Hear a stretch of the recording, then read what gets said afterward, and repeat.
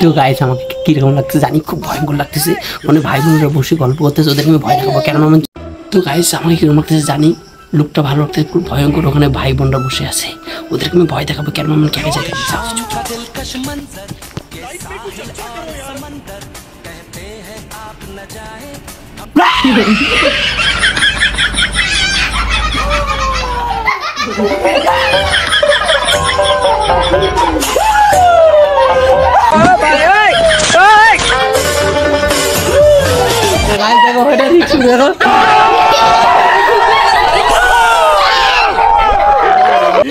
তো কিরকম লাগতেছে?